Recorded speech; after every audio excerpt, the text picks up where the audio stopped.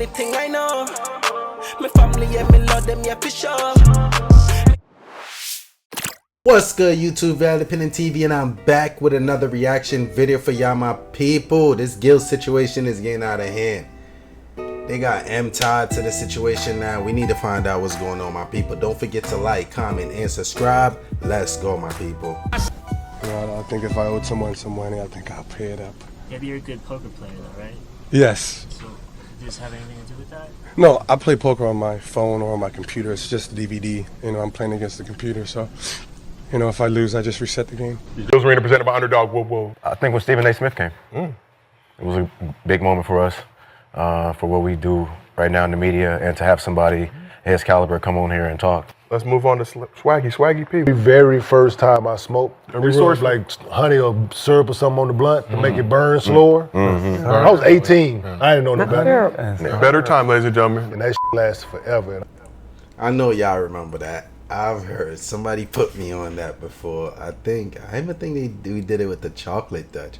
They told me to put it on there, and they was putting it in the microwave though, and heat it up for a little bit.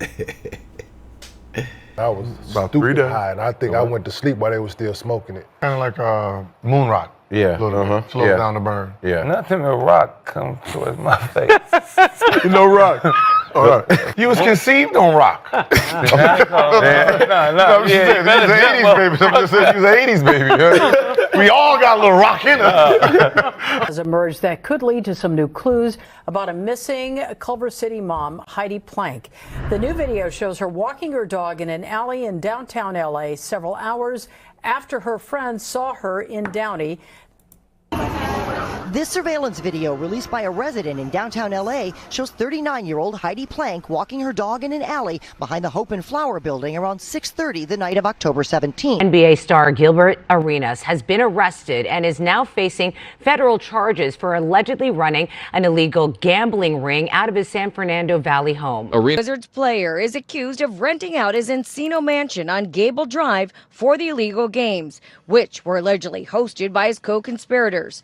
According to court documents, Arenas texted one of his co-conspirators this picture of a poker table in connection to the games. How is that in connection to the game though? Do they have like proof that he was actually, that poker table was at the house? He was at the house at that time when he posted that table? What if he was at a casino or something, you know? You better not. Can't hold me, baby. You can't hold me. Hello.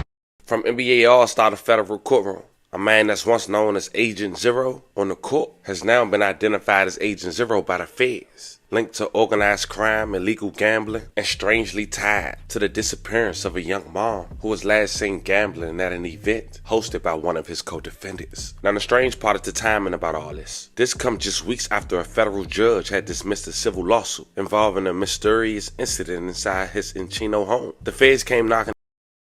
See, that's what probably sparks all of this though. Whatever information they was getting during that situation, case probably, with this case got dropped, the other case got dropped, they turned to this. They like, we got some evidence, they be gambling. All that information probably came from that previous case they was fighting, or someone telling. Again, this time with an indictment. But this wasn't just about cars and cash. One of his co-defendants is a suspected Israel mobster. Now keep in mind, this is a man who some DC residents would tell you that was the Wizards' best player. Gilbert had just bounced back. He made a name for himself in media, went viral for podcasting, and was winning with his kids. His son even committed to USC. But now, the spotlight has shifted from the studio to the courtroom. And trust me, this mansion isn't just where they were playing poker. It might be where the game turned deadly. So today, we go over Gilbert Arenas' story, his rise to fame, his recent endeavors, recent lawsuit, and the recent indictment and his response within the last 24 hours. But before we go over this one, I want you guys to remember, I don't give you no angle, I just give you the story. So with that being said, make sure you like, comment, and subscribe. We're gonna jump right to it. Gilbert Arenas entered the NBA in 2001 with something to prove. A second-round pick who quickly became a third-time All-Star. Some considered the king of clutch buckets. They called him Agent Zero, the man who turned doubters into believers, once living inside a car at a local park with his dad. We always ask our guests what their biggest pivot is. That's that one moment. Yeah, shit like that'll turn you into a beast. The struggles like that, certain people go through struggles like that, and that shit only make them stronger. In your life that without that happening, you wouldn't be who you are today? Probably Sherman Oaks Park. My dad was sitting on the bench trying to figure out what his next move is. And a lady walked up to him and said, "Is that your son?" And it's like, "Yeah." She was like, "He's a very happy kid.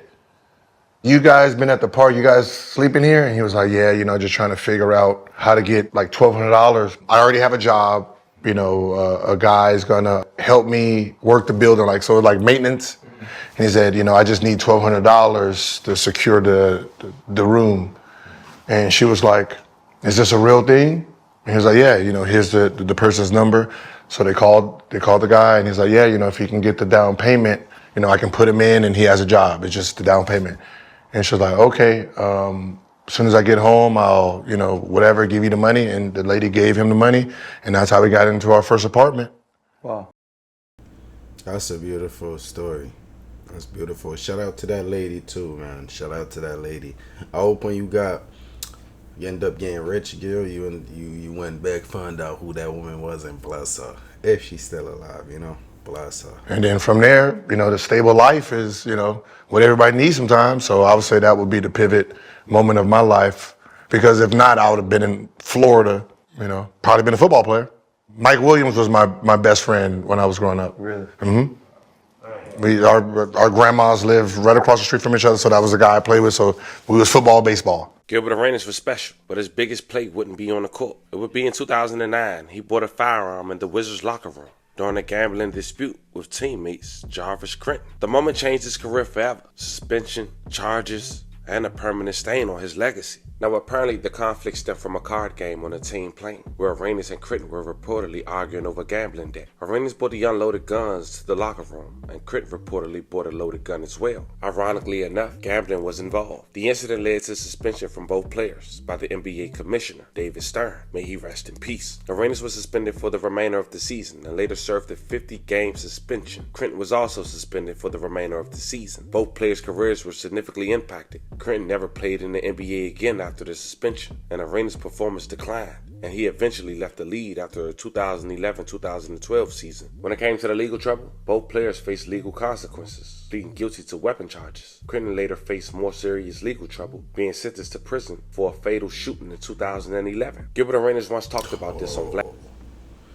Oh man, see, that's crazy. Thank God he ain't come with the intentions of shooting you that day, Gil. I mean, y'all both brought a gun for a reason. Y'all probably knew that gambling shit was gonna get heated. Y'all probably knew where it could have potentially went. Y'all both brought that for a reason. But see, Gil, bro was ready to use his shit. I don't know if you was, Gil. I'm pretty sure you brought it for a reason. But as we can see, bro don't hesitate to use his. So thank God, yeah, it didn't escalate that day where he could have potentially used it on you, or you could have used it on him. As he mentioned, he had to spend 30 days in a halfway house and 2 years of probation, and why he felt like his punishment was unfair. But before I let you hear his response, I end up coming across a clip, and I want you guys to check out. It's less than 60 seconds. It's basically Gilbert Arenas being asked in 2009 about the gun incident alongside a poker match, which, crazy enough, 16 years later, he's accused of running an illegal poker gambling spot at his LA home. And most would think, from the eye looking in and not knowing the details, somebody lost money and end up telling on Gilbert Arenas, which might be true, but it led to a whole lot more. Yep. I think if I owed someone some money, I think I'll pay it up. Yeah, but you're a good poker player though, right?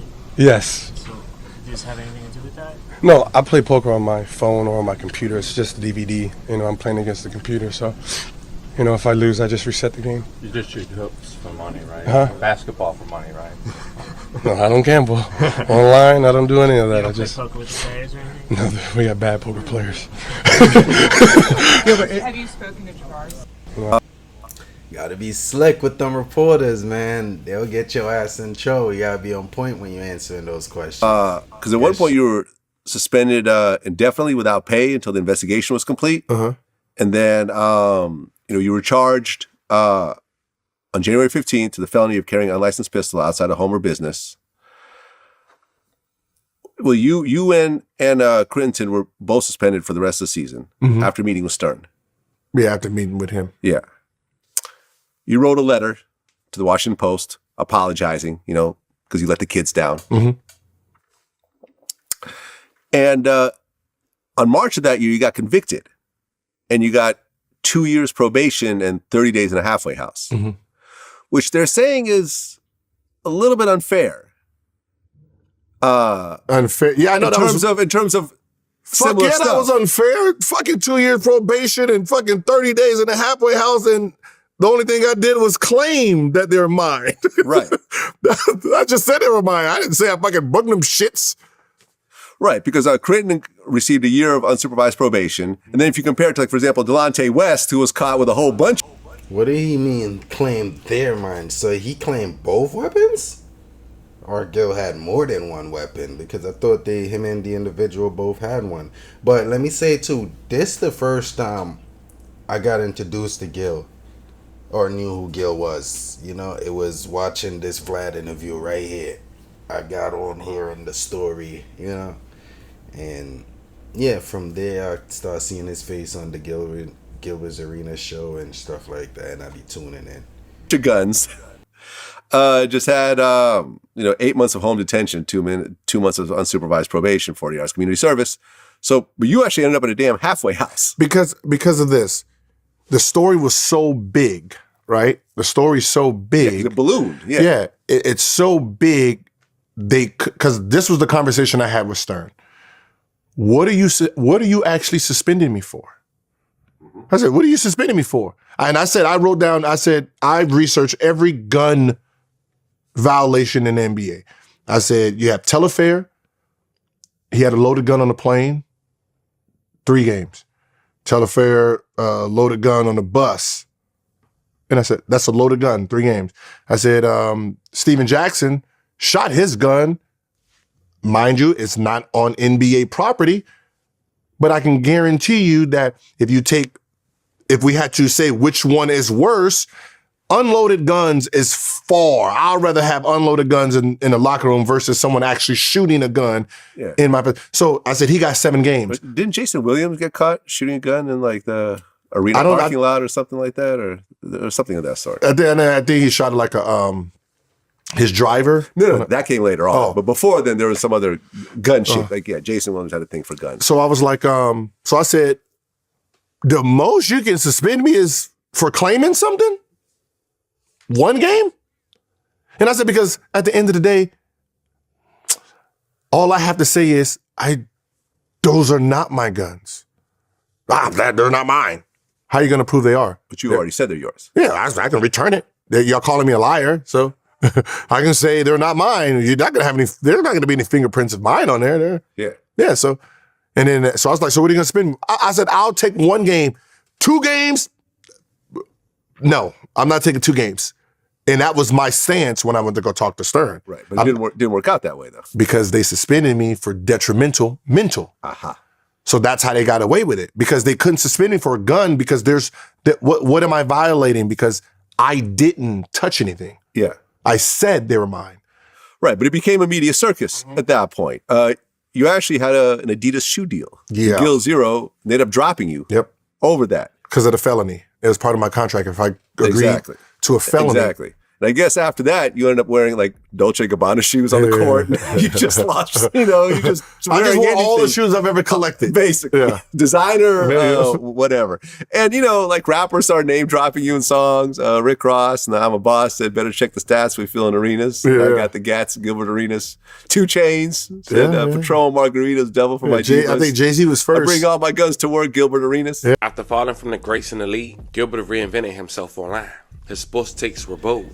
I probably heard those bars and it went over my head because I didn't know who he was at the time. You know what I mean?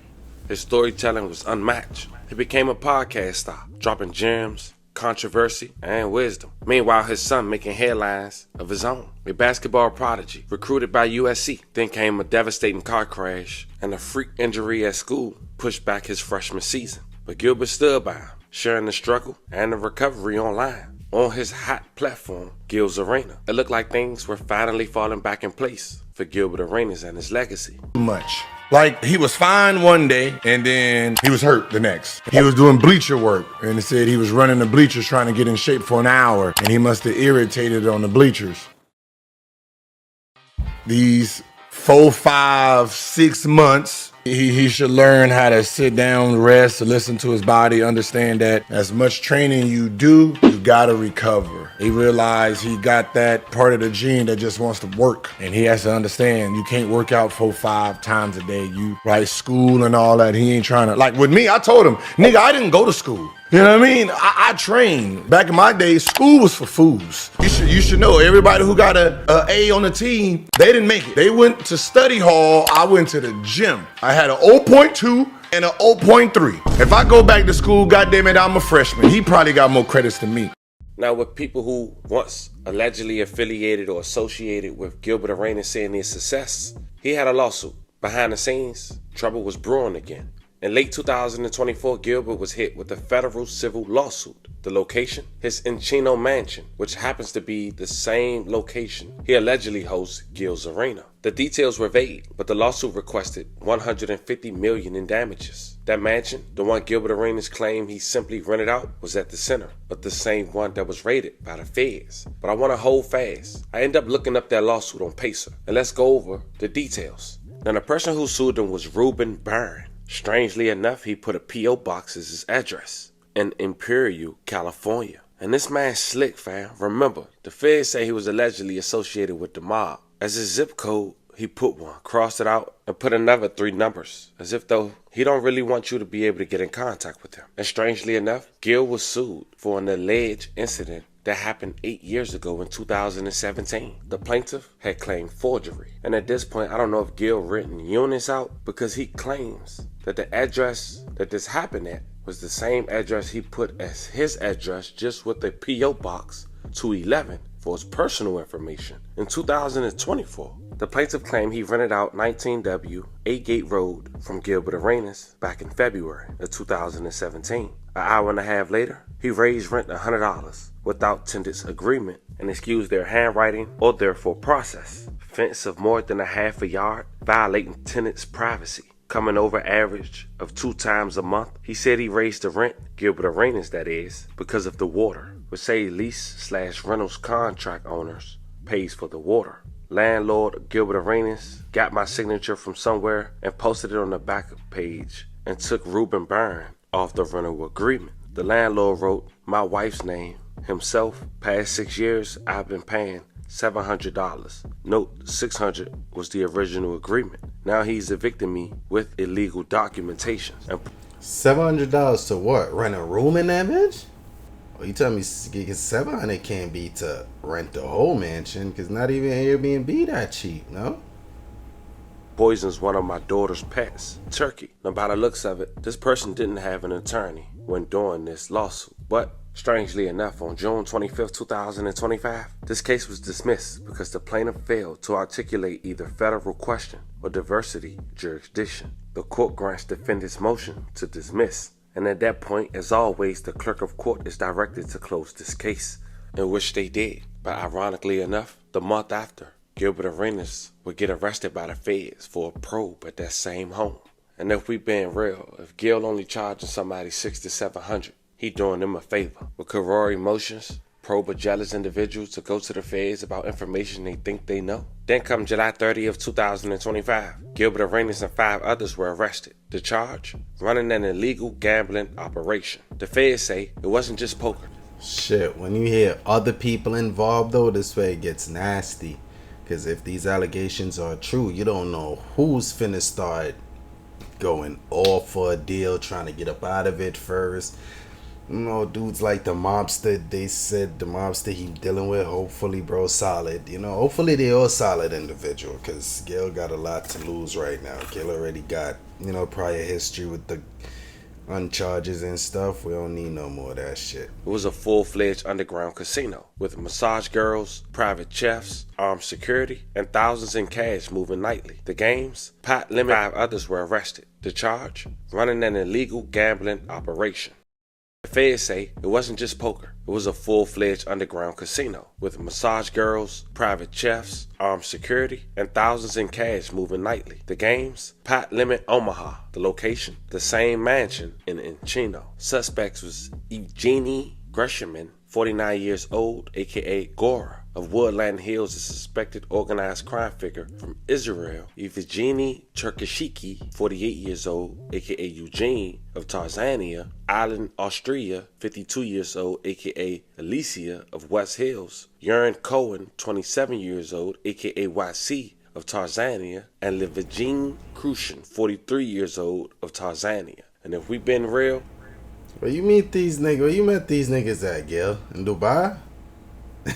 Where you met these niggas, Gil? Gilbert Arenas has to be only affiliated by solely someone just renting out that home. But you could tell this is someone who allegedly know Gil from the outside looking in and know that was taking place. Because TMZ allegedly had a picture of Gil's poker table. And who's to say the person didn't rent out that location strictly because Gil has a casino set up in that home and trying to put two and two together. And it's sad because this... But, shit, would you be letting, like, you think he let whoever he rents use the casino thing? Maybe because he was doing these guys a favor, maybe he let them rent it out? Or you think the casino was just for when he's over there doing, you know, his gambling situation or whatever? Or it's like, rent this for $700, you get access to everything in the house. You think that's how it was? Let me know in the chat, where it gets guys. dangerous. The suspected organized crime figure is linked to another illegal gambling spot in LA that's also the center of an investigation of a young mom who was last seen walking her dog after attending her son's high school football game. Her dog was last seen in downtown LA, and her Range Rover truck wasn't discovered until weeks later. But while in downtown LA, authorities believe she went to a local apartment complex to go to the illegal poker gambling spot. And then suddenly she vanished. Check out some surveillance footage, as you see above. Shortly after, the victim, who's identified as Hedy Plank, 38 years old, had vanished on October 17, 2021. The dog wasn't just wandering outside in downtown LA. It was on the upper floor on 12th and Hope Street by itself, so close family knew that she was at that location. Months later, authorities confirmed she was deceased after looking at a landfill for her remains. And now, you got this situation, strangely enough, connected to Gil. Oh, and today, investigators were out searching a landfill near Cap.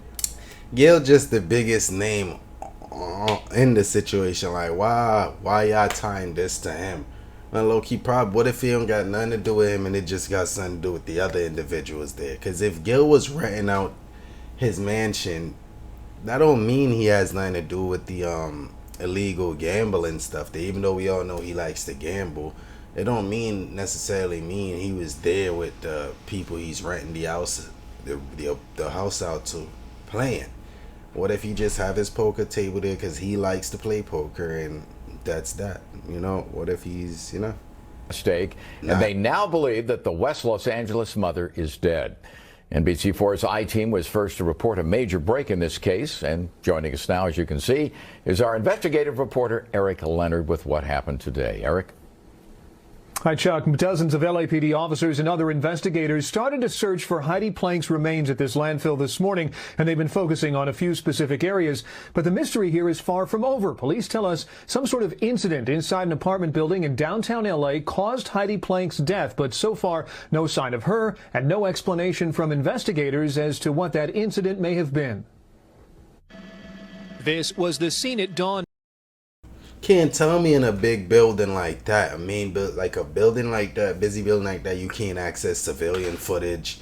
I'm pretty sure there's cameras all over that building, so you guys could y'all guys could get the civilian footage, see if she actually left that building, if she was last seen going in, and then y'all can narrow it down from in there and try to see what happened. So she had to come in and out. I doubt they're gonna dispose the body in the building. They had to bring that body out somewhere. So I feel like since 2021, you guys haven't got down to that yet.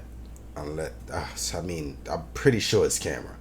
You know what I mean? At the Chiquita Canyon landfill, numerous investigators preparing for what could be a week-long search for a missing mom.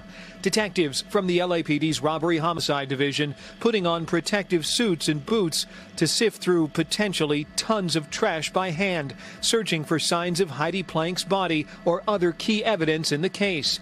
The city of LA brought in heavy excavators to dig in the places where trash from that downtown apartment building was transported.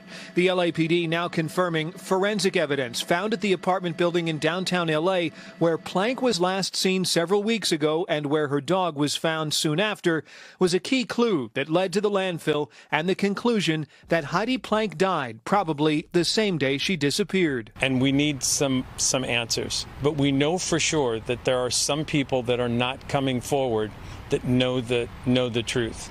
Plank's ex-husband pleaded today directly to a group of 4 or 5 people who he says knows exactly what happened, how she died. Plank was last seen near that apartment building at 12th and Hope Streets on October 17th. Security video from her home shows her leaving with her dog earlier the same day. Plank's Range Rover SUV was found by police weeks ago in an underground parking lot near the building. Today, search dogs were brought to the landfill search site with the hopes their specially trained noses could lead detectives to clues that could unravel the case that has Plank's family and friends desperate for answers. We need somebody to step forward and please fill in some of the blanks. Now, Plank's ex-husband says he's been caring for the couple's 11-year-old son and says through all of this, the family has been through a really rough time. And so has the family's network of friends who've been helping up to date into the search for Heidi Plank. He's now urging any of those key witnesses to come forward to call the LAPD with this information. He says his son just needs to know what happened. Reporting live, I'm investigative reporter. So now we got I hate to see situations like this. We got a mom left a kid behind, you know what I mean? But still, I don't see how this tied to guilt. That's, you know, I feel like they're reaching now. I might believe the gambling stuff, but the murder stuff, I doubt it. You know what I mean? Yeah. Then again, I don't know, backstory man. on at least one of the defendants, the guy who the feds say is an alleged mobster. When it came to Gil's indictment, it was returned July 15th, and it was unsealed today. From September 2021 to July 2022, Gilbert and the other defendants operated an illegal gambling business. Arenas rented out an Ichino mansion he owned for the purpose of hosting high-stakes illegal poker games. At Arenas' directions, Arthur Katz 51 of West Hollywood staged the mansion to host the games, found co-conspirators to host the games, and collected rent from the co-conspirators on Arenas' behalf. It then go on to say that the other 4 individuals, who were co-defendants, had managed illegal pot-limited Omaha poker games, among other illegal games, at the Ichino mansion, collected a rake, which is a fee the house charged from each pot, either as a percentage or a fixed amount per hand, and invited players to compete. The guy Gresham hired young women who in exchange for tips served drinks, provided massages, and offered companionship to the poker players. The women were charged a tax, a percentage of their earnings from working the games. Chefs, valets, and armed security guards were also hired to staff these illegal poker games. Creshawn worked as a chip runner, in which he tracked players' wins and losses, distribute poker chips to players, and pay employees. Gresham, an Israel citizen, also was charged along with Valentina Kojapari, 35 years old, of Woodline Hills, with 3 additional counts a conspiracy to commit marriage fraud and making a false statement on immigration documents. In early 2022, Gresham conspired with Kokopari to enter into a sham marriage for the purpose of obtaining permanent legal status in the United States and lied to immigration authorities to procure legal status for Gresham, who provided financial support in exchange for her participation in this sham marriage. Now, I know that was a lot, but it's safe to say Gilbert Arenas has just rented the place out. Whether he knew about the illegal funding, I'm not sure. And my guess is he'll probably tell you no too. He did post a $50,000 bond 24 hours later after he was arrested. He posted the walk down the steps to his Instagram account with the following caption: "I'm back on the block like it's hot. This ain't got shit to do with me. Just rented the house. Wasn't a part of the festivities. Snitching Gil coming soon. 51-0, the Mayweather of the court." Well, Gil pretty much told us how he feel. Hey, Gil says snitching. So hey, to answer my question, that answered my question. We said who gonna talk first? Who the first one gonna spill the bean? You hear me, my people? Listen, my people. my condolence to that family. My condolence. I hope they find her body and get this case resolved. You know what I'm talking about? I hope Gail pulled through this situation. Continue that podcast. Continue to be there for his son. Because ain't nobody want to see you in that jail system right now, man. And my people, stay out of trouble. Stay blessed. I love y'all. Peace. The only thing I know, my family, yeah, me love them, yeah, for sure.